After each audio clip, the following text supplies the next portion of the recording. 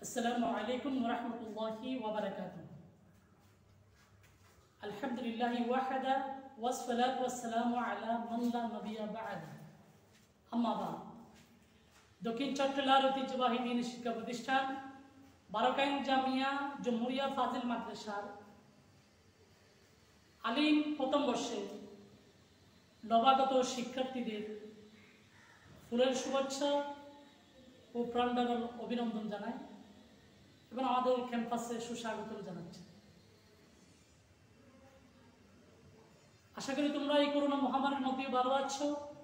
আমিও আল্লাহর অশেষ মেহেরবানিতে এবং রাসূল করিম সাল্লাল্লাহু আলাইহি ওয়াসাল্লামের নেগাহে করমে ভালো আছি, সুস্থ আছি। আমি তোমাদেরকে আজকে আলোচনা করব আরবি দ্বিতীয় পত্র, যেহেতু আমার আলিম প্রথম বর্ষের আমার নির্ধারিত বিষয় হচ্ছে আরবি দ্বিতীয় পত্রের নাহু অংশ। আর আমি নাহুর জন্য ক্লাসের মধ্যে আমি পাঠদান করে থাকি কাফিয়া, যেটা তোমরা মূল কিতাবটা কিনে নিবা। এই যে কাফিয়া, যদি বলা হয় ইজাবত মোতালেব যেটা আছে সেটা ক্রয় করলে বলা হয়, অথবা অন্য যে কোনো সরাসরি তোমরা কিনতে পারো। কিন্তু মূল কিতাবটা আমরা যখন করোনা শেষ হওয়ার পরে মাদ্রাসা যদি খুলে তখন ইনশাল্লাহ তোমাদের অবশ্যই আমি মূল কিতাবটা আমি অবশ্যই তোমাদের থেকে দেখতে চাই। তাহলে আমরা কাফিয়ার মধ্যে আমরা আলোচনা করব আজকে কাফিয়া কিতাব এবং কাফিয়া কিতাবের লেখক সম্পর্কে। যেহেতু আজকে প্রথম ক্লাস, তোমরা আমাদের নতুন শিক্ষার্থী, আজকে প্রথম ক্লাস, তাই আমি কাফিয়া কিতাবের উপর এবং কাফিয়া কিতাবের লেখকের উপর আমি তোমাদেরকে আজকে ক্লাস নিতে যাচ্ছি। তোমরা জানো কাফিয়া যেটা আছে এই কিতাবটা এলমা নাহুর একটি খুবই গুরুত্বপূর্ণ একটি কিতাব। যে এলমা নাহু সম্পর্কে হযরত ওমর বিন খাত্তাব রাদিয়াল্লাহু তাআলা আনহু উনি ইরশাদ করেছেন, তাআল্লামুন নাহওয়া কামা তুআল্লিমুনাস সুনানা ওয়াল ফারাইদ। তোমরা যেভাবে সুনান এবং ফরায়েজ শিখো সেভাবে তোমরা নাহু শিখো। এখান থেকে আমরা বুঝতে পারি নাহু শিখাটা আমাদের জন্য এটা ফরজে কিফায়ার মর্যাদায়, ফরজে কিফায়ার হুকুমের মধ্যে। কেউ কেউ বলেছেন নাহু শিখাটা আলেমের জন্য ওয়াজিব, আর নাহু না শিখলে তো আমরা আরবি বাক্য গঠন করতে পারবো না শুদ্ধভাবে। সেজন্য আল্লামা ইমাম শাআবী রাহমাতুল্লাহ আলাইহি উনি একটি খুব প্রসিদ্ধ একটি উক্তি উনি বর্ণনা করেছেন, আন নাহু ফিল ইলমি কাল মিলহি ফিত তুআম। অর্থাৎ খাবারের মধ্যে লবণ যেমন, এলমের মধ্যেও নাহুর মর্তবাও তেমন। খাবারের মধ্যে লবণ না দিলে যেমন খাবারের কোনো স্বাদ হয় না, বা তরকারির কোনো স্বাদ হয় না, তরকারির কোনো মূল্যই থাকে না, তেমনি একজন আলেমের এলমের মূল্য থাকবে না যতক্ষণ না সে এলমে নাহুর মধ্যে বুৎপত্তি অর্জন করবে, পাণ্ডিত্য অর্জন করবে। তাই এই এলমে নাহুর অন্যতম একটি কিতাব। আমাদের অনেক কিতাব আছে, কিন্তু আমরা আলিমের মধ্যে আমাদের নির্ধারিত যে কিতাবটি আমরা পড়াই সেটা হচ্ছে কাফিয়া। ইনশাআল্লাহ এই কাফিয়া সম্পর্কে আমি আলোচনা করব। তাহলে আমরা প্রথমে কাফিয়া, এটার একটু শাব্দিক বিশ্লেষণ একটু দেখি। কাফিয়া, তাহলে কাফিয়াতুন শব্দ যেটা আছে এটা নিয়ে উলামায়ে কেরাম অনেক মতবিরোধ করেছেন।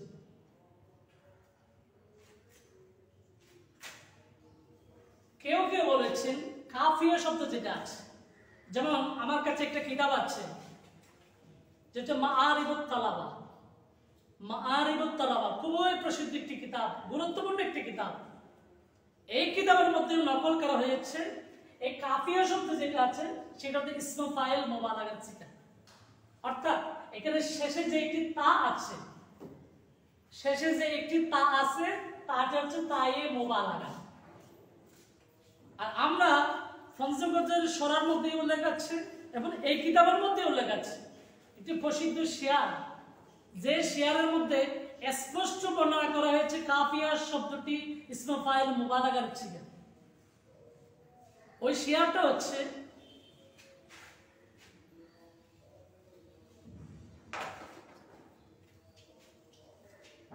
মুবালাকাল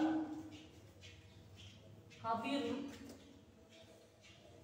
রহমান নেবিল বিফদা লেবিল তিকুন রাহিমুন মুজজামুন দুহকা সবুরুন সুম্মা সিদ্দিকুন উজাবুন ওয়াল কিবারু আইদান ওয়া কুব্বারুন ওয়া আল্লাম ওয়া কুদ্দুসুন ওয়া কাইয়ুমুন ওয়া কাফিয়াতুন ওয়া ফারুক। তাহলে আমি যে একটি শেয়ার লিখেছি, এই শেয়ারের মধ্যে এই 4টি লাইনের মধ্যে ইসমে ফাইল মুবালাগার যে ওজন যেগুলো আছে, যেমন আমরা এখানে পাচ্ছি হাজির 1 2 3 4 5 6 7 8 9 10 11 12 13 14 15 16 17। তাহলে আমরা এখানে 17টি ওজন পাচ্ছি এই শেয়ারের মধ্যে। তাহলে এই 17টি ওজন বা এগুলোর ওজনে আরো যে যে শব্দগুলো আসে সবগুলো হচ্ছে ইসমে ফাইল মুবালাগার সিগা। তাহলে সেখানে স্পষ্ট লোক আছে যে কাফিয়াতুন, আমি সেটা তোমাদেরকে আবারও বলাচ্ছি। মুবালাকাল হাজির রহমা নেবিল মিফদা লেবিন তিকুন রাহিমুন মুজজামুন দুহকা সবুরুন সুম্মা সিদ্দিকুন উজাবুন ওয়াল কিবারু আইদান ওয়া কুব্বারুন ওয়া আল্লামুন ওয়া কুদ্দুসুন ওয়া কাইয়ুমুন ওয়া কাফিয়াতুন ওয়া ফারুক। তাহলে ওনারা পঞ্চগজের হাসিয়ার মধ্যে আছে, আবার মারিফাত তালাবার মধ্যে আছে, অন্যান্য কিতাবের মধ্যে আছে, যেমন ফারাইদে মানসুরা এবং বিভিন্ন কিতাবের মধ্যেও এই শেয়ারটা নকল করা হয়েছে। তাহলে এই শেয়ারের মধ্যে ইসমে ফাইল মুবালাগার যে 17টি ওজন বর্ণনা করা হয়েছে, তার মধ্যে একটি হচ্ছে কাফিয়া। তাহলে আমরা বুঝতে পারি কাফিয়া শব্দ যেটা আছে সেটা হচ্ছে ইসমে ফাইল মুবালাগার সিগা। কাফিয়াতুন এটা হচ্ছে ইসমে ফাইল মুবালাগার সিগা, এবং কাফিয়াতুনের শেষে যে একটি তা আছে এটা হচ্ছে তায়ে মুবালাগা।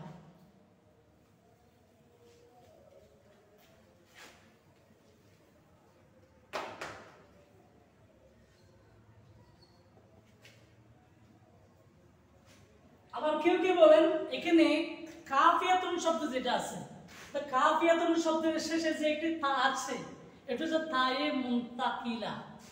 তায়ে মুনতাকিলা।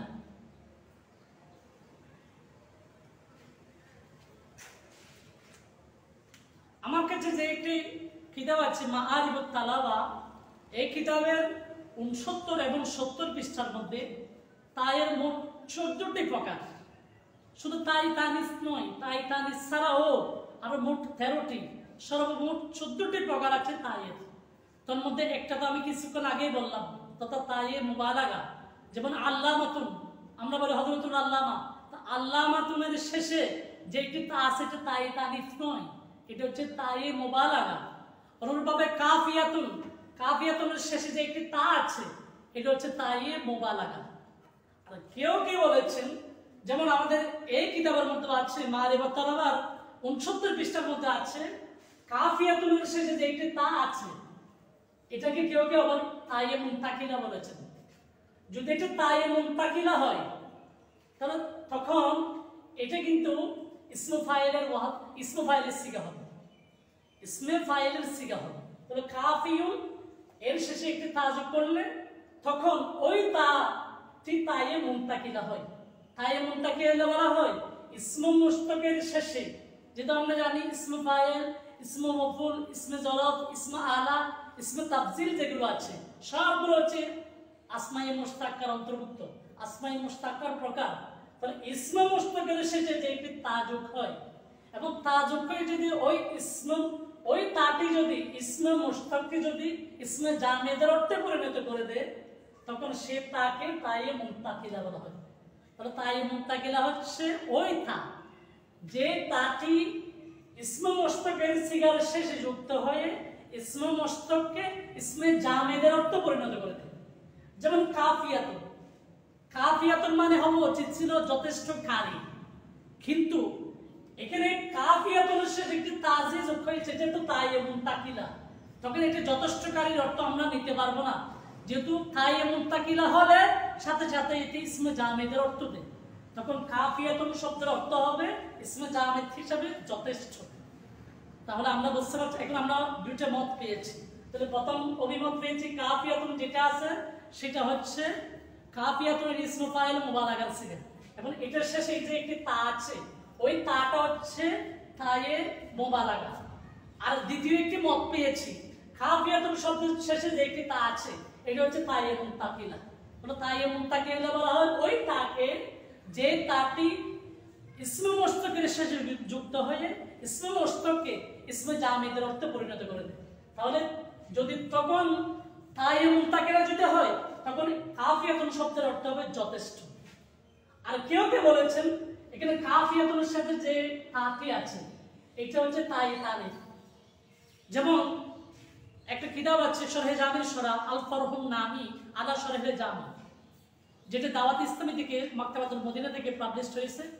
ওই কিতাবের দ্বিতীয় পৃষ্ঠার মধ্যে লেখা আছে, সেখানে স্পষ্ট করে বলা হয়েছে আত্তাউ লিতানিফ, অর্থাৎ কাফিয়াতুনের মধ্যে যে একটি তা আছে তাটা হচ্ছে তানিসের জন্য। যদি তাটা যদি তানিসের জন্য হয় তখন এটা মূলত হবে এভাবে, সেখানে স্পষ্ট লেখা আছে কাফিয়াতুন আই আর রিসালাতুল কাফিয়া, আর রিসালাতুল কাফিয়া। তাহলে কাফিয়াতুন তাটা যখন তাই তানিস হবে তখন এটা সিফত হবে, এটার মুসফ হবে আর রিসালা। অর্থাৎ কাফিয়াটা এমন একটি রিসালা, এমন একটি কিতাব, এমন একটি পুস্তক যেটি যথেষ্ট ইলমে দ্বীন অর্জনের জন্য, ইলম নাহর জন্য, এরপর আর কোনো কিতাবের প্রয়োজন নেই। তাহলে তখন কাফিয়াতুনের শেষে যে একটি তা আছে সেই তাতে হবে তায়ে তানিফ। তাহলে আমরা এখন তিনটি অভিমত পেয়েছি। আর চতুর্থ অভিমত হচ্ছে কাফিয়াতুনের যে কাফিয়াতুন শব্দ যেটা আছে কাফিয়াতুন এটা আফিয়াতুল রুজনি আনালিন ফায়ে বলতা আফিয়াতুনের রুজনি বাবে দরাবা ইয়াদরবের মাসদার খাফা ইয়াকফি বাবে দরাবা ইয়াদরবের মাসদার, তখন এটা একটা মাসদারের জন্য।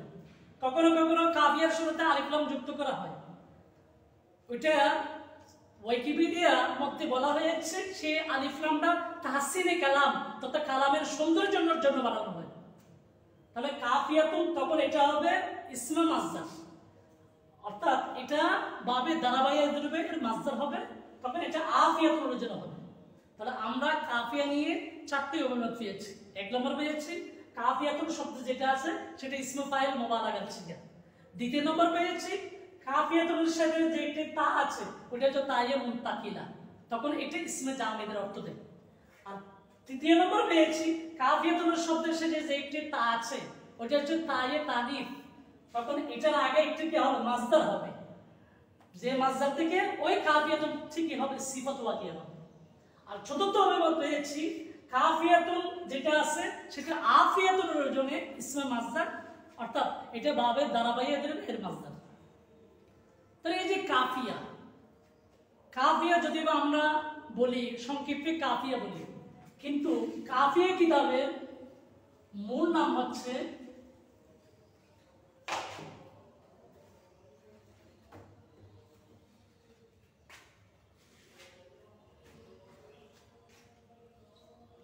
কাফিয়াতু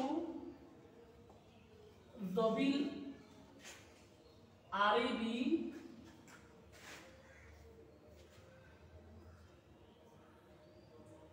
ফি মারিফাতি কালামিল আরবি। তাহলে কাফিয়া, এটা আমরা যে কিতাবটি কাফিয়াটি আমি কাফিয়া নিয়ে আলোচনা করছি, এই কাফিয়া কিতাবের মূল নাম হচ্ছে, যে নামটা আল্লামা ইবনে হাসেব রাহমাতুল্লাহ আলাইহি, যিনি কাফিয়া কিতাবের মুসান্নিফ, উনি কাফিয়া কিতাবের নামকরণ করেছেন এইভাবে কাফিয়াতুল দবিল আরবি ফি মারিফাতি কালামিল আরবি। কিন্তু আমরা সংক্ষেপে বলি কাফিয়া। তাহলে এটার অর্থ কি? কাফিয়াতুল দবিল আরবি, দবিল আরবি অর্থাৎ যারা বিচক্ষণ একেবারে বুদ্ধিমান মানুষ, বুদ্ধি সম্পন্ন মানুষের জন্য এই কিতাবটা যথেষ্ট। কিসের ক্ষেত্রে যথেষ্ট? ফি মাআরিফাতি কালামিল আরবি, আরবীয়দের কালাম বোঝার জন্য। আরবীয়দের যে কালাম, আরববাসীদের, আরবের অধিবাসীদের যে একটি কালাম, তাদের যে ভাষা, সেটি চেনার জন্য, সেটি বোঝার জন্য বিচক্ষণ মানুষদের জন্য এই কাফিয়া কিতাবটা যথেষ্ট। এটা হচ্ছে কাফিয়াতুল দবিল আরবি ফি মাআরিফাতি কালামিল আরবি, এটা শাব্দিক অর্থ। তাহলে এটাই হচ্ছে কাফিয়া কিতাবের মূল নাম, পূর্ণাঙ্গ নাম। কিন্তু আমরা এই কিতাবের সংক্ষিপ্তভাবে আমরা বলে থাকি এই কিতাবটি কাফিয়া। তাহলে এই কাফিয়া যে কিতাবটি আছে, এই কিতাবটি কিন্তু আরবি ব্যাকরণের একটি খুবই গুরুত্বপূর্ণ একটি নাহুর, এলমে নাহুর খুবই গুরুত্বপূর্ণ একটি কিতাব, যেটাকে উম্মুল কিতাব বলা হয়। উম্মুল কিতাব ফি ফান্নিন নাহবে, উম্মুল কিতাব ফি এলমিন নাহবে। এলমে নাহুর মধ্যে, নাহুর বিষয়ের মধ্যে খুবই গুরুত্বপূর্ণ একটি কিতাব হচ্ছে কাফিয়া। আমরা যদি একটু খেয়াল করি বা আমরা যদি একটু সার্চ করি, রিসার্চ করি, তখন আমরা দেখতে পাবো এই কাফিয়া কিতাবটা অনেক আগে, আজ থেকে প্রায় 700 বছর আগে লেখা হয়েছে। প্রায় 700 বছরের চেয়ে বেশি বা 700 বছর আগে লেখা হয়েছে এই কাফিয়া কিতাবটা। এই কাফিয়া কিতাবের আগে আমরা যদি দেখি মাত্র 3টি কিতাব ছিল, যে কিতাবগুলো একেবারে পরিপূর্ণ ছিল না। কিন্তু আল্লামা ইবনে হাজিব রাহমাতুল্লাহ আলাইহি ওই 3টি কিতাব পূর্ণাঙ্গভাবে অধ্যয়ন করেছেন এবং ওই কিতাবের কি কি ঘাটতি সেগুলো উনি অনুসন্ধান করে কাফিয়া কিতাবকে এমনভাবে সাজিয়েছেন যাতে কাফিয়ার পরে আর কোনো কিতাবের দিকে কোনো ছাত্রকে বা কোনো একজন গবেষককে যেতে না হয়। এই কাফিয়ার মধ্যে সবগুলো দিয়ে দিয়েছেন, সেজন্য উনি এই কিতাবের নাম লিখেছেন কাফিয়া। কাফিয়া মানে যথেষ্টকারী, যথেষ্ট। এই কিতাবটা বললে এলমে নাহর মধ্যে আপনাকে কোথাও যেতে হবে না, আমাকে আর কোথাও যেতে হবে না। এটা একটি যথেষ্ট একটি কিতাব এলমে নাহর জন্য, সেজন্য উনি এটার নামও রেখেছেন কাফিয়াতুল দবিল আরবি ফি মাআরিফাতি কালামিল আরবি। তাহলে এই কাফিয়া কিতাবের আগে আরো 3টি কিতাব রচিত হয়েছে। তার মধ্যে 1 নম্বর হচ্ছে কিতাবু সিবওয়াই, কিতাবু সিবওয়াই। 1 নম্বর হচ্ছে কিতাবু সিবওয়াই। এটাই হচ্ছে এলমে নাহর প্রথম সুবিন্যস্ত একটি কিতাব। এর আগেও যদি খন্ড খন্ড ভাবে কিছু কিছু কায়দা কুলিয়ে লেখা হয়েছে, কিন্তু কিতাব আকারে কোনো কিতাব ছিল না এই কিতাবের আগে। তাহলে এই কিতাবু সিবওয়াই হচ্ছে এলমে নাহুর প্রথম কিতাব, প্রথম লিখিত কিতাব, প্রথম সুবিন্যস্ত একটি কিতাব। যে কিতাবটি লিখেছেন আল্লামা সিবওয়াই রাহমাতুল্লাহ আলাইহি, যার ইন্তিকাল হচ্ছে 180 হিজরিতে, আর যার মূল নাম হচ্ছে আমর ইবনে উসমান আন-নাহাবি আল-বসরি। উনি বছরের অধিবাসী ছিলেন। তাহলে কিতাব সিবওয়াই, সিবওয়াই একটা ফার্সি শব্দ। সিবওয়াই মানে হচ্ছে, সিবওয়াই মানে হচ্ছে রাইহাতুত তুফাহ। সিবওয়াই মানে হচ্ছে রাইহাতুত তুফাহ, অর্থাৎ আপেলের ঘ্রাণ। আল্লামা সিবওয়াই রাহমাতুল্লাহ আলাইহি তথা আমর ইবনে উসমান আন-নাহাবি আল-বসরি রাহমাতুল্লাহ আলাইহি, যিনি 180 হিজরিতে ইন্তিকাল করেছেন, উনি আপেলের ঘ্রাণকে খুব বেশি ভালোবাসতেন, খুব বেশি পছন্দ করতেন। সেজন্য উলামায়ে কেরাম ওনাকে সিবওয়াই বলেছেন। সিবওয়াই মানে হচ্ছে রাইহাতুত তুফাহ, আপেলের ঘ্রাণ। যেহেতু উনি আপেলের ঘ্রাণ নিতে খুব বেশি ভালোবাসতেন, সেজন্য ওনাকে সিবওয়াই বলা হয়। কিন্তু ওনার মূল নাম সিবওয়াই না, মূল নাম হচ্ছে আমর ইবনে উসমান আন-নাহাবি আল-বসরি। ওনার ইন্তেকাল হচ্ছে 180 হিজরিতে। তাহলে ওনার লিখিত যে কিতাব, যদিও উনি সেই কিতাবের নামকরণ করেননি, সেজন্য উলামায়ে কেরাম সেটাকে কিতাব সিবওয়াই বলা হয়। এটাই হচ্ছে এলমে নাহুর মধ্যে লিখিত প্রথম কিতাব। এই কিতাবেরও আল্লামা ইবনে হাজিব রাহমাতুল্লাহ আলাইহি, যিনি কাফিয়া রচনা করেছেন, তিনি এই কিতাবের সরা লিখেছেন, ব্যাখ্যা গ্রন্থ লিখেছেন। এরপরে আমরা এলমে নাহুর দ্বিতীয় কিতাব কিতাবুল ইদাহ ফি নাহবে, যে কিতাবটা রচনা করেছেন আবু আলী হাসান ইবনে আহমদ আল ফারসি রাহিমাহুল্লাহ আলাইহি, যার ইন্তিকাল হচ্ছে 377 হিজরিতে। ইমাম আল্লামা ইবনে হাজিব রাহমাতুল্লাহ আলাইহি উনি এই কিতাবের টিকা টিপ্পনী রেখেছেন, তালিকাত লিখেছেন উনি। এরপরে আমরা তৃতীয় কিতাব, ইলমে নাহর তৃতীয় রচিত কিতাব হচ্ছে কিতাবুল মুফাসসাল, যেটা আমাদের অনেকের কাছে প্রসিদ্ধ একটি কিতাব, কিতাবুল মুফাসসাল, যে কিতাবটি লিখেছেন আল্লামা জামাখশরী। যিনি আল্লামা জামাখশরী তাফসিরে কাশাফ, খুবই প্রসিদ্ধ একটি তাফসিরের কিতাব আছে, এবং আল ফাইকি ফি গরিবিল হাদিস, এরকম অনেক ওনার প্রসিদ্ধ কিতাব আছে। উনি আল মুফাসসাল নামে একটি কিতাব লিখেছেন। যে ওনার ওই জারুল্লাহ জামাখশরী, যাকে জারুল্লাহ বলা হয়, আল্লাহর প্রতিবেশী বলা হয়, ওনার ইন্তিকাল হচ্ছে 538 হিজরিতে। ওনার কিতাব হচ্ছে কিতাবুল মুফাসসাল। তাহলে কাফিয়ার আগে এই তিনটি কিতাব, 1 নম্বর কিতাবুল সিবওয়াই, 2 নম্বর কিতাবুল ইদাহ ফি নাহওয়ে, 3 নম্বর হচ্ছে কিতাবুল মুফাসসাল জামাখশরী। এই তিনটি কিতাব কাফিয়ার আগে রচিত কিতাব। আর চতুর্থ কিতাব ইলমে নাহর, চতুর্থ কিতাব হচ্ছে কাফিয়া, যেটা সম্পর্কে আমি আজকে আলোচনা করছি। তাহলে এই কাফিয়ার আগে মোট 3টি কিতাব ছিল। 3টি কিতাবের, 3 কিতাবের যে 3টি কিতাব আছে, 3 কিতাবের সরা লিখেছেন। আর দ্বিতীয় যে কিতাবটি আছে সেটার উনি টিকা টিপ্পণীও লিখেছেন আল্লামা ইবনে হাজিব রহমাতুল্লাহ আলাইহি। তাহলে ইবনে হাজিব রহমাতুল্লাহ আলাইহি যে কিতাব কাফিয়াটা, এটা অনেক আগের কিতাব, যেটা ইলমে নাহর আমরা যদি উম্মাহাতুল কিতাব, অর্থাৎ মৌলিক বেসিক যে কিতাবগুলো দেখি, তার মধ্যে চতুর্থ স্থান হচ্ছে এই কাফিয়া কিতাবের। যদিও বা মর্তবার দিক দিয়ে, এটার শান শৌকতের দিক দিয়ে কাফিয়া কিতাবটা আমার মনে হয় উপরের 3টি কিতাবের চেয়েও বেশি এবং সবার কাছে খুবই প্রসিদ্ধ। যদিও বা উপরের 3টি কিতাব আমাদের বাংলাদেশের কোনো মাদ্রাসার মধ্যে সিলেবাসভুক্ত নেই, কিন্তু কাফিয়া কিতাবটা সিলেবাসভুক্ত। তার উনি কত বড় গ্রহণযোগ্য একজন ব্যক্তি এবং ওনার কিতাবটা কতটুকু গ্রহণযোগ্য, এখান থেকে আমরা অনুমান করতে পারি। তাহলে যে কাফিয়া কিতাব, এই কাফিয়া কিতাব আজকে গ্রহণযোগ্য হয়েছে বিধায় আমরা দেখতে পাচ্ছি এই কাফিয়া কিতাবের প্রায় 360 এর চেয়েও বেশি সরা লেখা হয়েছে। আমার মনে হয় অন্য কোনো নাহর কিতাবের এত বেশি সরা লেখা হয়েছে আমার মনে হয় না। সবচেয়ে বেশি সরা এই কিতাবের, কাফিয়া কিতাবে লেখা হয়েছে। আল্লামা হাজি হালিফা, যিনি কাশফুজ জুনুন লিখেছেন, ওই কাশফুজ জুনুনের মধ্যে উনি উল্লেখ করেছেন কাফিয়া কিতাবের 56টির চেয়েও বেশি, 56টির চেয়েও বেশি, 56 এর চেয়েও বেশি সরা আছে, ব্যাখ্যা গ্রন্থ আছে। এবং উইকিপিডিয়ার মধ্যে আমি দেখেছি প্রায় এই কিতাবের 67টির মতো সরা আছে, যা বিভিন্ন ভাষায় লেখা হয়েছে। কিন্তু উলামা ইকরাম পরবর্তীতে যারা একটু রিসার্চার, গবেষক যারা, ওনারা বের করেছেন কাফিয়া কিতাবের প্রায় 360 এর অধিক সরা লেখা হয়েছে। আর এই সরাগুলোর মধ্যে প্রথম যে সরাটি লেখা হয়েছে সেটি লিখেছেন আল্লামা ইবনে হাজিব রহমাতুল্লাহ আলাইহি, যিনি কাফিয়া কিতাব লিখেছেন। তাহলে আল্লামা ইবনে হাজিব রহমাতুল্লাহ উনি কাফিয়াও লিখেছেন এবং কাফিয়ার প্রথম সরাও লিখেছেন উনি। ওনার সরার নাম হচ্ছে শরহুল কাফিয়া। উনি কাফিয়া কিতাব লিখে এটা বুঝতে নেবে দেওয়া, হয়তো অনেকের কাছে এটা বোধগম্য হবে না, এটার আবার উনি নিজে সরা লিখেছেন। আর এই কাফিয়ার অনেক সরা গ্রন্থ আছে, যেমন তোর মধ্যে একটা কিতাব আমাদের খুবই প্রসিদ্ধ, যেটা আমরা ফাজিলের মধ্যে আমরা পড়াই, শরহে জামি, ওইটাও কিন্তু কাফিয়ার সরা, যেটা লিখেছেন আল্লামা আব্দুর রহমান জামি রহমাতুল্লাহ আলাইহি, অনেক বড় আশিক রাসূল ছিলেন।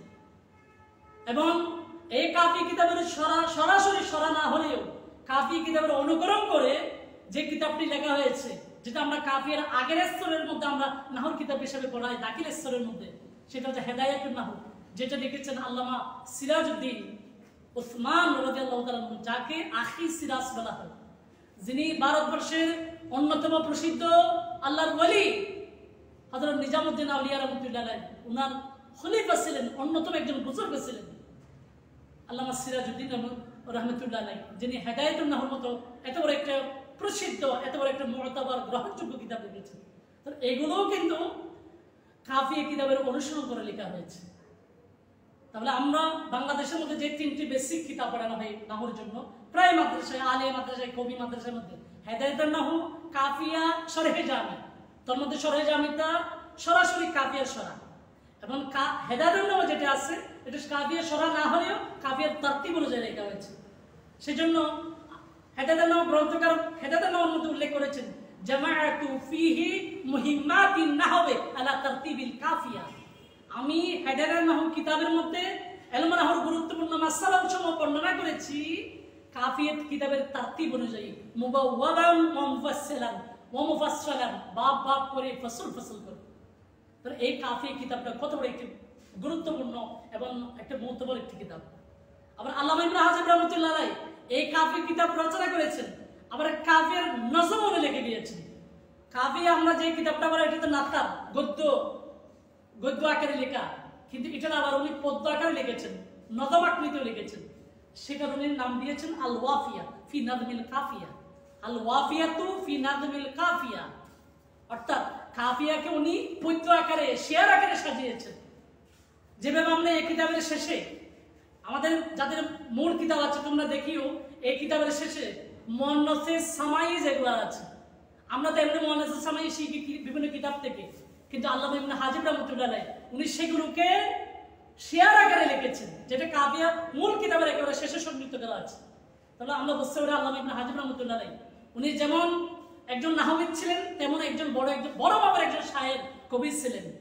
এবং উনি শুধু নাহবিদ বা কবি ছিলেন না, উনি অনেক বড় মুহাদ্দিস ছিলেন, অনেক বড় ফকিহ ছিলেন, অনেক বড় মুস্তাহিদ ছিলেন, অনেক বড় মুফাসসির ছিলেন, অনেক বড় কারি ছিলেন, অনেক বড় আদিব ছিলেন, অনেক বড় উসুলবিদ ছিলেন।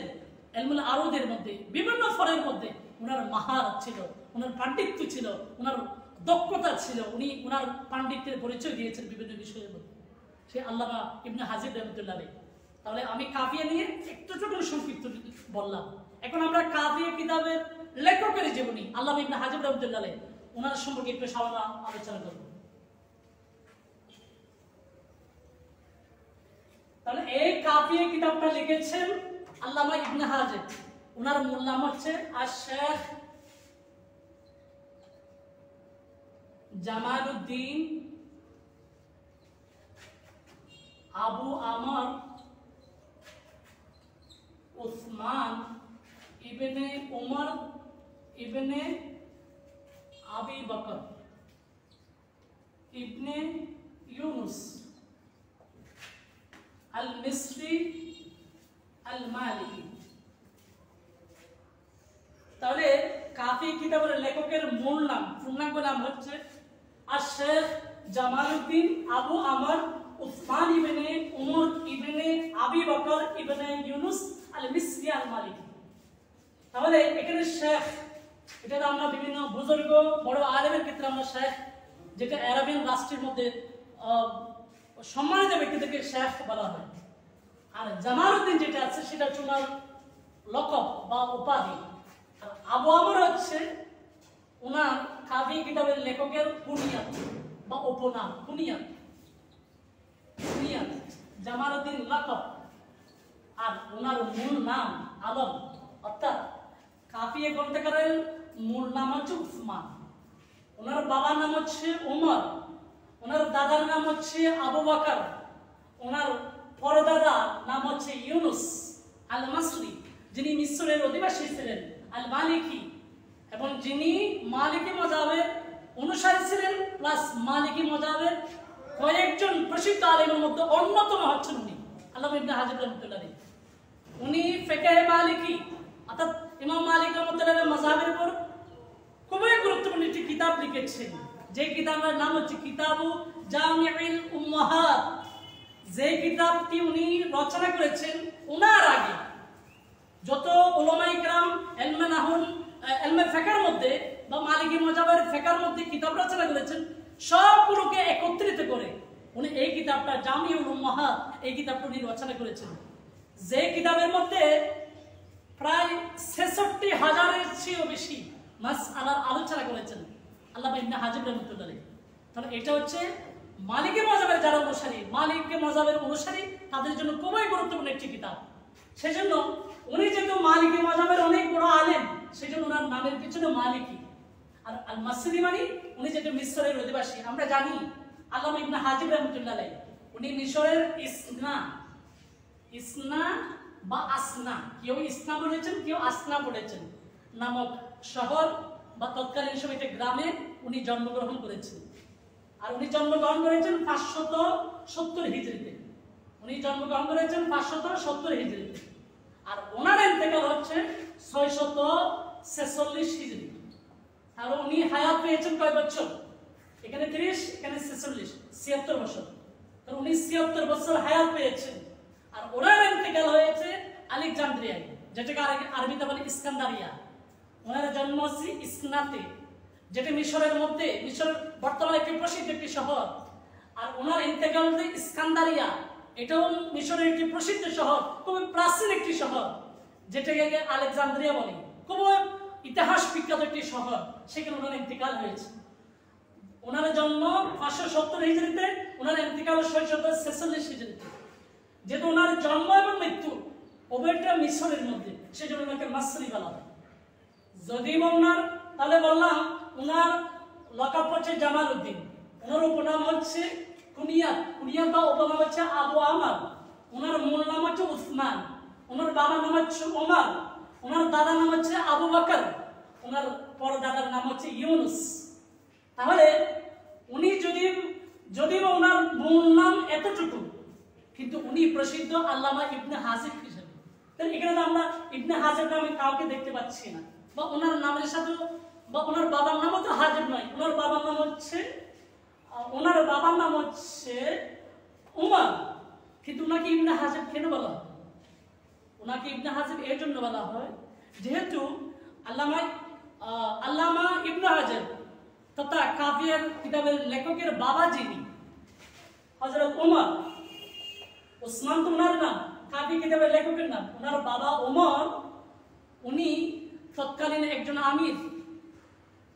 তৎকালীন মুসাক নামক একটা শহর ছিল, যে শহরের আমির ছিল, আমিরের নাম হচ্ছে ইজ্জুদ্দিন আল মুসাক আস-সালাহি, যিনি ক্রুসেডদের হঠিয়ে জেরুজালেম সহ একবার বাইতুল মুকাদ্দাস যিনি পুনরুদ্ধার করেছিলেন, বিজয় করেছিলেন, ইতিহাস বিখ্যাত একজন বীর, যিনি মিশরের প্রথম সুলতান সালাউদ্দিন আইয়ুবী, তোমরা অবশ্যই নাম শুনেছো, সেই সালাউদ্দিন আইয়ুবীর আপন মামাতো ভাই। ওনার নাম হচ্ছে ইজ্জুদ্দিন মুসাক আস-সালাহি।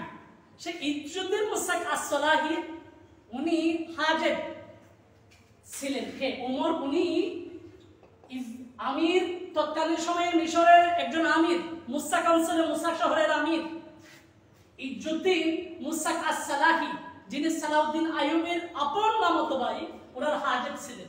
তাহলে এখানে হাজেব মানে কি? কেউ কেউ বলেছেন এখানে হাজেব মানে দারওয়ান, অর্থাৎ আল্লামা কাফি কিতাবের লেখকের বাবা উনি ইজ্জুদ্দিন মুসাক আস-সালাহির দারওয়ান ছিলেন। কিন্তু অনেকে কিন্তু এটা অপোজ করেছেন, বিরোধিতা করেছেন। কেননা দারওয়ান যদি হয়, হয়তো আমাদের এখানে সামাজিকভাবে দারওয়ানের তেমন সামাজিক স্ট্যাটাস তেমন নাই, তো দারওয়ানের ছেলেকে তো পরিচয় এভাবে হতো না আজকে আমরা যেভাবে প্রসিদ্ধ। কিন্তু সেজন্য অনেকে বলেছেন এখানে হাজেব হচ্ছে, হাজেব এটা আরবি শব্দ, এটা দারওয়ানের জন্য যেমন ব্যবহার হয়, তেমনি বডিগার্ডের জন্য ব্যবহার হয়। তাহলে বডিগার্ড এটা মোটামুটি দারওয়ানের চিকটু উপরের। আবার অনেকে বলেছেন হাজেব মানে হচ্ছে সেক্রেটারি, সচিব ছিলেন। উনি ইজ্জুদ্দিন মুসাক আস-সালাহির সেক্রেটারি ছিলেন, সচিব ছিলেন, ব্যক্তিগত সচিব ছিলেন। তাহলে ব্যক্তিগত ইজ্জুদ্দিন মুসাক আস-সালাহি থেকে সবাই ছিলেন, তো ওনার সচিব পাওয়াটা একটা গৌরবের, একটা সম্মানের বিষয়। তাহলে অনেকে বলেছেন ওনার বাবা দারওয়ান ছিলেন না, ওনার বাবা বডিগার্ড ছিলেন না, বরং উনি সেক্রেটারি ছিলেন। কিন্তু উইকিপিডিয়ার মধ্যে ফ্রি এনসাইক্লোপিডিয়া উইকিপিডিয়া যেটা আছে, সেখানে আমি দেখতে পেলাম ইংরেজি ভার্সন যেটা আছে, সেখানে হাজিব মানে লেখা হয়েছে বিজনেস ম্যানেজার, অর্থাৎ ব্যবসার ব্যবস্থাপক। ওই মুসাক অঞ্চলের যিনি আমির ইজ্জুদ্দিন মুসাক আস-সালাহি, ওনার ব্যবসায়িক যত কার্যক্রম ছিল সবগুলোর ম্যানেজারের দায়িত্ব ছিল আমাদের কাফি কিতাবের লেখকের তথা ওমরের। তাহলে এটাও কিন্তু অনেক গুরুত্বপূর্ণ একটি পদ, এটাও একটা সম্মানের পদ। তাহলে আমরা সেগুলো গ্রহণ করব। আমরা কিন্তু দারওয়ান যে একটা হাজেব, যেটা এটার দ্বারা হয়তো দারওয়ানের ছেলে বলার সেক্রেটারির ছেলে বলা, ব্যবসায়িক ব্যবস্থাপকের ছেলে বলা, বিজনেস ম্যানেজারের ছেলে বলা, ওইটা কিন্তু সম্মান একটু বেশি। তাই আমরা সেদিকে সেই অর্থটা নিব, আমরা দারওয়ানের অর্থটা নিব।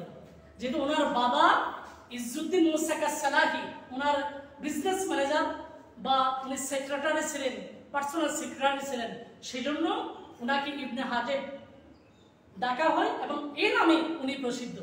আমরা যতটুকু কিতাব পাবো, যেমন আমার কাছে একটি কিতাব আছে ইদাহুল মুতালেব শরহে কাফিয়া, এখানে লেখাই আছে ইবনে হাজম। তাহলে ইবনে হাজম এই নামে উনি খুবই প্রসিদ্ধ। আল্লামা জামালউদ্দিন আবু আমর উসমান উনি ইবনে হাজম হিসেবে খুব প্রসিদ্ধ, যেহেতু ওনার বাবা ওই তৎকালীন মুসা কাউন্সিলের যিনি আমির, ওনার সেক্রেটারি ছিলেন, ওনার বিজনেস ম্যানেজার ছিলেন। তাহলে আল্লামা জামালউদ্দিন আবু আমর উসমান ইবনে উমর, এখানে আমরা ছেলেদের জন্য একটা আরেকটা গুরুত্বপূর্ণ কথা বলি। আমি এখানে আবু আমর পড়েছি, আর এখানে বলতেছি ওনার বাবার নাম উমর। উমর এবং আমরের মধ্যে পার্থক্য কি তোমরা খেয়াল রাখবা। আইন মিম র এরপরে যখন ও হবে তখন এটাকে আমরা আমর করব, আর আইন মিম রার পরে যদি ও না হয় তখন এটাকে আমরা ওমর করব। এটা তোমরা কিন্তু ইবাদত করার সময় বিশেষ করে হাদিস শরীফ যখন তোমরা দেখবা সেখানে আমরও দেখবা ওমরও দেখবা, একটু খেয়াল রাখবা। তাহলে আইন মিম র এর পরে যদি ও থাকে তখন এটা আমর, আর আইন মিম র এর পরে যদি ও না থাকে তাহলে এটা হচ্ছে ওমর। আল্লামা জামালউদ্দিন আবু আমর উসমান ইবনে ওমর ইবনে আবু বকর ইউনুস আল মাসরি আল মালিকি, যাকে আমরা আল্লামা ইবনে হাজিব রাহমাতুল্লাহ আলাইহি হিসেবে জানি, উনি অনেক বড় উচ্চ পায়ার আলেম ছিলেন। আমি তো আগেই বলেছি তাফসীর, ফিকহ, কিরাত, নাহু, সরফ, বালাগাত, মান্তিক, ইলমুল আরুদ, যত বিষয় আছে আমরা আরবি রিলেটেড যত বিষয় আছে সবগুলোর মহারত পাণ্ডিত্য ওনার ছিল। উনি কিন্তু বেসিক্যালি পড়ালেখা করেছেন মিশরের মধ্যে, আবার কিছুদিন উনি সিরিয়ার দামেস্কের মধ্যে উনি পড়ালেখা করেছেন, এবং সিরিয়ার অন্যতম একটি প্রসিদ্ধ মসজিদ জামে দামেস্ক সেখানে উনি অধ্যাপনা করেছেন। উনি তাদরিস দিতেন, দরস তাদরিসের মধ্যে উনি মাশগুল ছিলেন। মিশরের মধ্যে বিভিন্ন জায়গায় উনি তাদরিসের মধ্যে বিভিন্ন অধ্যাপনার মধ্যে উনি লিপ্ত ছিলেন। সে আল্লামা ইবনে হাজিব রাহমাতুল্লাহ আলাইহি উনি অনেক বড় বড় আলেমের সান্নিধ্য পেয়েছেন, অনেক বড় বড় আলেম থেকে উনি ইলমে দ্বীন শিখেছেন। তার মধ্যে কয়েকজন ওনার উস্তাদের কথা আমি তোমাদেরকে বলছি। ওনার উস্তাদের মধ্যে একটি অন্যতম প্রসিদ্ধ উস্তাদ হচ্ছেন আবুল হাসান আশ-শাযলি, যিনি শাযলিয়া তরিকা, আমরা জানি কাদেরিয়া, চিশতিয়া, নকশবন্দিয়া, মুজাদ্দিদিয়া, ওয়াইসিয়া, কলমদারিয়া, শাযলিয়া। শাযলিয়া এটা কিন্তু তরিকত, প্রসিদ্ধ যে কয়েকটি তরিকত আছে তার মধ্যে একটি প্রসিদ্ধ তরিকত শাযলিয়া তরিকত। ওই শাযলিয়া তরিকতের যিনি শেখ, যিনি বাণী প্রবর্তক, ওনার ছাত্র হওয়ার ওনার সৌভাগ্য হয়েছে আল্লামা ইবনে হাজিব রাহমাতুল্লাহ আলাইহি। আর ওনার কাছে ইমাম আবুল হাসান শাযলি রাহমাতুল্লাহ আলাইহির কাছে উনি গুরুত্বপূর্ণ একটি কিতাব অধ্যয়ন করেছেন, যেটা হচ্ছে শিফা শরীফ, আর শিফা বিতারিফি হুকুকিল মুস্তাফা, যেটাকে সংক্ষেপে শিফা শরীফ বলা হয়, যেটা রচনা করেছেন কাজী আয়াস রাহমাতুল্লাহ আলাইহি। তাহলে উনি ওনার সোহবত পেয়েছেন শাযলিয়া তরিকাদের একজন বুজুর্গ, শাযলিয়া তরিকাদের প্রবর্তক, যিনি অনেক বড় আল্লাহওয়ালা দিনদার একজন, ওনার সোহবত পেয়েছেন। অনেকে বলেছেন উনি শাযলিয়া তরিকতের দিক দিয়ে উনি ওনারই মুরিদ ছিলেন। অনেক উলামায়ে কেরামরা বিভিন্ন কিতাবের মধ্যে দেখা যায় আল্লামা ইবনে হাজিব রাহমাতুল্লাহ আলাইহি উনি 7ম হিজরির মুজাদ্দিদ ছিলেন। তাহলে মুজাদ্দিদ হওয়াটা সহজ ব্যাপার নয়। তাহলে আমরা বুঝতে পারছি ইলমে তাসাউফের মধ্যে ওনার দখল ছিল, এবং উনি আবুল হাসান শাযলি রাহমাতুল্লাহ আলাইহি সহ অনেক আল্লাহর ওলিদের উনি সুহবত পেয়েছেন। এবং ওনার উস্তাদের মধ্যে আর দেখা যায় আবুল কাসিম আলী বিন আসাকির রাহমাতুল্লাহ আলাইহি, যাকে একতে ইবনে আসাকির হিসেবে জানি। মুহাদ্দিসিনে কেরামের কাছে উনি খুবই প্রসিদ্ধ, অনেক বড় একজন মুহাদ্দিস ছিলেন, যিনি হাফিজুল হাদিস ছিলেন, যার লিখিত একটি কিতাব খুবই প্রসিদ্ধ, সেটা তারিখে দামেস্ক, তারিখু দামেস্ক, যার কাছ থেকে উনি ইলমে হাদিস শ্রবণ করেছেন আল্লামা ইবনে হাজিব রাহমাতুল্লাহ আলাইহি। এবং ওনার উস্তাদের মধ্যে আরেকজন দেখা যায় হাফিজুল হাদিস মুহাম্মদ আল হাররানি, যিনি অনেক বড় ইতিহাসবিদ ছিলেন এবং অনেক বড় কবি ছিলেন এবং অনেক বড় মুহাদ্দিস ছিলেন। ওনার থেকে উনি ইলমে হাদিস চর্চা করেছেন, ইলমে হাদিস নিয়েছেন। এবং ওনার উস্তাদের মধ্যে দেখা যায় আবু হামিদ মুহাম্মদ বিন আলী ইবনে মাহমুদ আস-সাবুনি, যার থেকে উনি ইলমে হাদিস শ্রবণ করেছেন। এবং ওনার উস্তাদের মধ্যে আরো দেখা যায় আবুল ফদল মুহাম্মদ ইবনে ইউসুফ আল গাজনবী আল হানাফি, ওনার কাছে উনি ইলমে কিরাত শিখেছেন। এবং আবুল হাসান ইবনে জুবাইর, ওনার থেকে উনি ইলমে ফিকহ এবং ইলমুল উসুল শিখেছেন। আবু গালিব আহমদ ইবনে হাসান, যিনি ইবনুল বান্না হিসেবে প্রসিদ্ধ, ওনার কাছ থেকে উনি ইলমুল আদব শিখেছেন। এবং ওনার উস্তাদের মধ্যে আছে শেখ ইজ্জুদ্দিন ইবনে আব্দুস সালাম, যিনি ওনার যার সোহবত উনি অনেকদিন এখতিয়ার করেছেন এবং যার একেবারে খুবই সান্নিধ্যে থাকতেন, ওই শেখ ইজ্জুদ্দিন ইবনে আব্দুস সালাম, ওনার সাথে ওনার এতই সম্পর্ক ছিল, এত ঘনিষ্ঠ ছিল। এক সময় তৎকালীন বাদশাহ ওই ইজ্জুদ্দিন ইবনে আব্দুস সালামকে কারাগারে নিক্ষেপ করেছে, কারাগারে রেখেছে।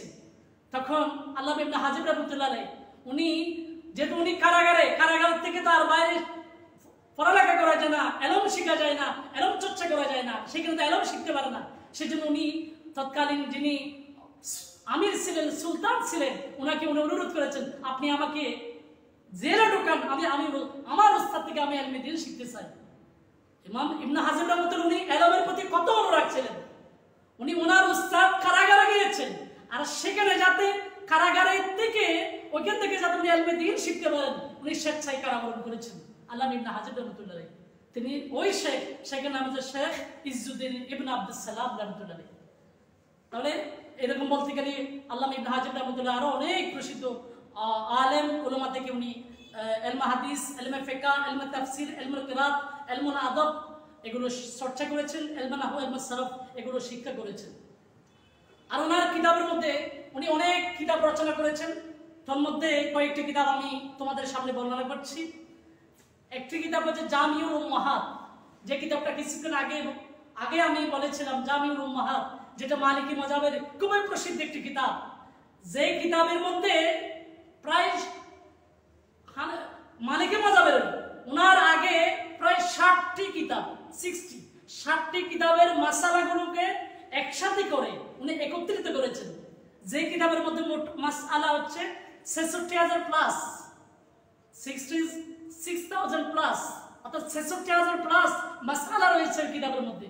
কিতাব জামিউল উম্মাহাত, ওই কিতাবের কারণে উনি মালিকি মাযহাবের অনেক বড় মালিকি মাযহাবের যারা পৃষ্ঠপোষকতা করেছেন তাদের মধ্যে উনি শামিল হয়েছেন, অন্তর্ভুক্ত হয়েছেন। আর ওনার কিতাবের মধ্যে আমরা দেখতে পাচ্ছি কাফিয়া, যে কাফিয়া সম্পর্কে আমি তোমাদেরকে কিছুক্ষণ আগেও তোমাদেরকে ধারণা দিয়েছি। আবার ওনার কিতাবের মধ্যে দেখা যায় শাফিয়া, কাফিয়া যেমন রচনা করেছেন, ওনার একটি কিতাব আছে শাফিয়া।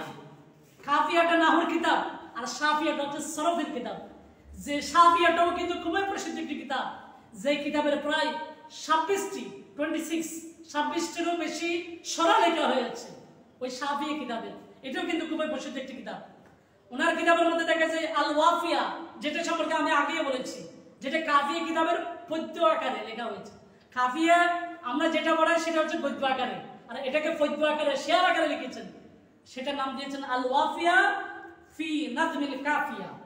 এবং ওনার কিতাবগুলোর মধ্যে দেখা যায় আল ইদা ফি শারহিল মুফাসসাল লিজামাশরি, আল্লামা জামাখশরীর মুফাসসাল কিতাবের কথা আগেই বলেছি আমি।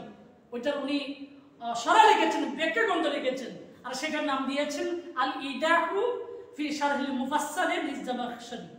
এবং ওনার কিতাবের মধ্যে দেখা যায় আল কাসিদাতুল মুআশশাহা বিল আসমাইল মুআন্নাসা, অর্থাৎ আসমায়ে মুআন্নাসাগুলোকে, ইসমে মুআন্নাসগুলোকে উনি শেয়ার আকারে লিখেছেন। তোমরা যখন কাফিয়া মূল কিতাবটা কিনবা, একেবারে শেষের পৃষ্ঠায় তোমরা সেই শেয়ারগুলো দেখতে পাবা, মুআন্নাস সামাইকে কত সুন্দরভাবে উনি সাজিয়েছেন। তাহলে এখান থেকে আমরা বুঝতে পারি উনি অনেক বড় কবি ছিলেন। যেখানে কাফিয়ার মধ্যে একটা কিতাবকে উনি শেয়ার আকারে লিখেছেন, কবিতা আকারে লিখেছেন, তাহলে উনি কত উচ্চ পায়ার একজন শায়ের কবি ছিলেন সেটা আমরা অনুমান করতে পারি। আর ইবনে হাজমের অন্যান্য কিতাবের মধ্যে দেখা যায় কিতাবুল আমালি, আরেকটা হচ্ছে মুমতাজ সোলে ওয়াল আমালি ফি আলমাইল উসুলি ওয়াল জাদাল, যেটা উসুলুল ফিকহের মধ্যে লেখা হয়েছে যে কিতাবটা। এবং ওনার কিতাবের মধ্যে দেখা যায় আল মাকসাদুল জালিল ফি ইলমিল আল মাকসাদুল জালিল ফি ইলমিল খালিল। এবং ওনার কিতাবের মধ্যে দেখা যায় শারহুল কাফি, এটা আমি আগে বলেছি, কাফি কিতাবের যে 360টিরও বেশি সরা আছে, ব্যাখ্যা গ্রন্থ আছে, তার মধ্যে প্রথম যে সরাটি লিখেছেন সেটা উনি নিজেই লিখেছেন, আল্লামা ইবনে হাজির রাহমাতুল্লাহ নিজে লিখেছেন। ওনার কিতাবের মধ্যে দেখা যায় জামালুল আরবে ফি ইলমিল আদবে, আরবি সাহিত্যের মধ্যে লেখা ওনার কিতাব। তাহলে এভাবে আমরা বলতে গেলে আল্লামা ইবনে হাজির রাহমাতুল্লাহের জীবনী সম্পর্কে অনেক কিছু আমরা আলোচনা করতে পারি। যেহেতু এটা অনলাইনের মধ্যে, আমরা হয়তো অফলাইনের মধ্যে যদি তোমাদেরকে আমরা ক্লাসে যদি পড়ানোর সুযোগ পাই, ইনশাআল্লাহ কিতাবের উপর এবং কিতাবের লেখকের উপর আরো অনেক আলোচনা করা যাচ্ছে। অনলাইনে তো আমাদের হয়তো ভিডিওটা যদি বড় হয়ে যায় আমাদের ছাত্রদের জন্য দেখাটা কষ্ট হয়ে যাবে, সেজন্য আমি আমার কথা বাড়াচ্ছি না। আশা করবো তোমরা সামনের ক্লাসগুলোতে তোমরা একটু কিতাব নিয়ে বসবা, যেহেতু আমরা ইনশাল্লাহ কিতাব শুরু করে দিব। আর আজকে আমি যা বললাম, যেহেতু আমরা কিতাব শুরু করতে যাচ্ছি, তাহলে কিতাব সম্পর্কে যদি না জানি, কিতাবের লেখক সম্পর্কে যদি না জানি, তাহলে এটা আমাদের জন্য কিতাব পড়াটা আমাদের জন্য বেশি ফায়দামন্দ হবে না। সেই জন্য আশা করবো আজকের ভিডিওটা তোমরা শুরু থেকে শেষ পর্যন্ত না টেনে একেবারে এক নাগারে তোমরা দেখে যাবা। আশা করি তোমরা এখান থেকে কিছু উপকার হাসিল করতে পারবা। এই আশা রেখে আমি আমার আজকের ক্লাস এখানে সমাপ্ত করছি। আসসালামু আলাইকুম ওয়া রাহমাতুল্লাহি ওয়া বারাকাতুহু।